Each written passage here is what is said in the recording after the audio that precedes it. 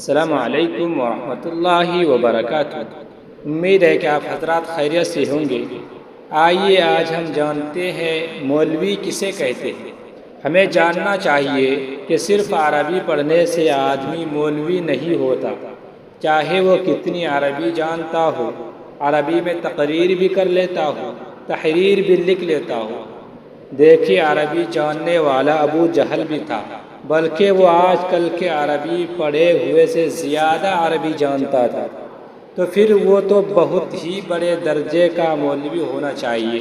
حالانکہ اتنی عربی جاننے کے باوجود اس کا نام ابو جہل ہوا، تو صرف عربی جاننے کا نام عالم یا مولوی نہیں ہے، بلکہ مولوی اس عربی جاننے والے کو کہتے ہیں جو متقی پرہیزگار ہو اور محسن اعظم حضور صلی اللہ علیہ وسلم کے طریقے پر عمل کرتا ہو، آپ کی سنت کا عاشق ہو، کیونکہ مولوی میں نسبت اور تعلق ہے مولا کی طرح، یعنی مولا والا۔